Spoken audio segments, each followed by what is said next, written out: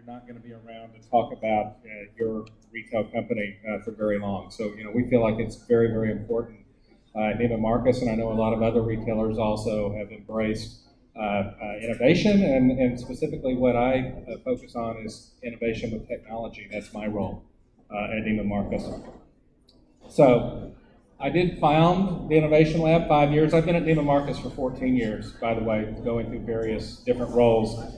This one is by far the best, by far the most fun, for sure, because I get to go around the world and meet people like you and learn and see amazing new things with technology, and it really is amazing what's going on out there in the world. In my 5-year tenure at the Innovation Lab, we have earned a reputation as being a leader in technology and innovation. And that is a long path from no technology and really no credit for technology and innovation, no customer-facing technology really at all in our stores to where we work to today. And we still have a lot of work to do, there's no doubt, but we are headed down the right path, in my opinion. Over those 5 years, my focus has been brick and mortar. We have 44 full-line department stores. These are large stores, like, the store we just opened in Fort Worth, Texas is 8,300 square meters as an example. So, and we have stores that are twice that big as well in that 44. And then we also operate an off-price brand called Last Call. We have about 44 of those as well. All our stores are in the United States, though our e-commerce business is international.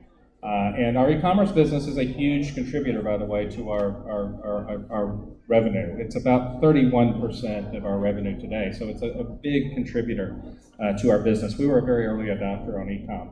And, I would say the importance of e-commerce is really ratcheted up for us, and that brick and mortar focus is probably going to change some for me, as we go through the next 5 years of innovation. And, I'll probably be asked to contribute more on that side of the house, is my suspicion. So the conference was kind enough to invite the entire Neiman Marcus Innovation Lab team to come here to visit, and they're all up here on the stage talking to you right now. So as a team of one, I have to rely on partnerships to get things done, and that means partnerships internally, with things like, our marketing team, with our store operations teams, our customer analytics and insight teams.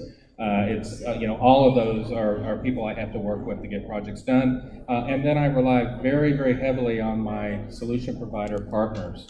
And a little later in this presentation, I'm going to talk about some of those guys and the projects we've done together. So, when I'm thinking about innovation, when I'm thinking about technology, customers first, always at Neiman Marcus. And that's not unique to Neiman Marcus. I think if you're a good retailer, your customer is first. But I need to understand how, when, and what my customers want. That's how I'm going to provide technology that's a winner at Neiman Marcus. And by the way, some of these slides, the pictures I'm using as the background are projects that we tried. This is a 3D scanning for our bridal shop, where we were producing cake toppers and favors for the reception and those sorts of things, as an example. We believe that personalization is the key, and we are heavily focused on continuing to innovate in how we can deliver a more personalized experience for our customers. So we're always thinking about how we can know you better and deliver an experience for you that's unique for you when you come to Neiman Marcus. Infusing innovation into your business is key. So to have a successful innovation program, it can't just be a bunch of hipsters in a special building, talking about 3D printing, right? It's a team effort at Neiman Marcus. And so what I do, I think, is act as a center of excellence for innovation. But to be successful in innovation, I have to have buy-in from across the business, which I believe we have today. So, and then finally, customer-focused technologies, once again. Customer first, always, when I'm working on projects. So what I'm going to do is take you through some of the projects that we've worked on recently, and I'm going to start with Memory Mirror. And for several reasons, I'm going to start with that. Number one, MemoMe they have a lot of people here in Tel Aviv, right? It's a U.S. company, but most of them are here in Israel, right? And are from Israel. The MemoMe partnership has also been the one that's gotten the most attention, I think, over the 5 years. It was our biggest bang so far at this point, and we've had great success with our partnerships. So we started about 2.5 years ago with the MemoMe fashion mirror. This was a 70-inch screen that we put in our stores. You stand in front of it, you say go, it records an 8-second video. I spin around, video's complete, and now I can play it back. And I can see with my own 2 eyes how I look in that garment, in that outfit. I don't have to rely on my sales associate to tell me it looks good. I don't have to rely on my girlfriend or boyfriend or whoever I'm shopping with to tell me it looks good. I can see that it looks good from all angles with my own 2 eyes. All right. MemoMe also does this amazing image correction, so it looks just like a reflection in a mirror when you're using their technology. And that's no small feat, by the way. That's part of their secret sauce. We can do side-by-side comparisons of our try-ons with this technology, so I could try on several different items and then play them back side-by-side, looking for the best outfit, right, for the occasion that I'm shopping for. I can instantly share those videos with anybody I want. I can send them to myself for review later, or I can send them to friends or family for affirmation, right, that this is the thing, this is the right outfit for the event that I'm shopping for. So, we've gotten tons of feedback from our customers who love it. We've gotten tons of feedback from the press. There's been so much press on this, like billions of impressions over the 2.5 years. It's unbelievable. There's still articles, on a weekly basis about this technology, which, tells me that, lots and lots of people are interested in it. We decided to continue on with MemoMe. And last summer we deployed the sunglass version, pretty much the same use case, right? I can record try-ons of sunglasses, so we've, made the UI very nice for sunglass try-ons, and we are seeing that these mirrors do sell sunglasses, that, the customers convert better when they're using the MemoMe sunglass mirror. We also tried something new with this project. We had one of our brands, Luxottica. Luxottica is the wholesaler that makes a lot of the different sunglasses that we sell. Luxottica paid for this mirror. So guess what? When you go and ask, for, budget to do a project, and you say, oh, by the way, somebody else is paying for it, it's a lot easier to get it approved, trust me. So we like that model a lot. So the brand supported us on this one.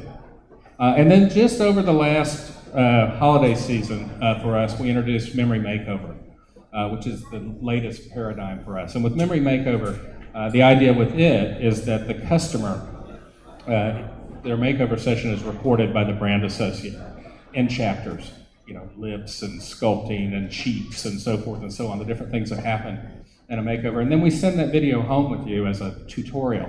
So you get home with your bag full of very expensive beauty products, and you've got the most personalized tutorial you can imagine. It's one starring you, right? And on our side, on the brand side, we have this amazing customer record of what happened during your makeover, so that when it's time to replenish or we want to reach out to you, whatever, we have all that information about the products you liked, you didn't like. The beauty brand associate has all of that at her fingertips. So it's a win-win from the associate side as well as the customer side. So let's take a little video of how the makeover works.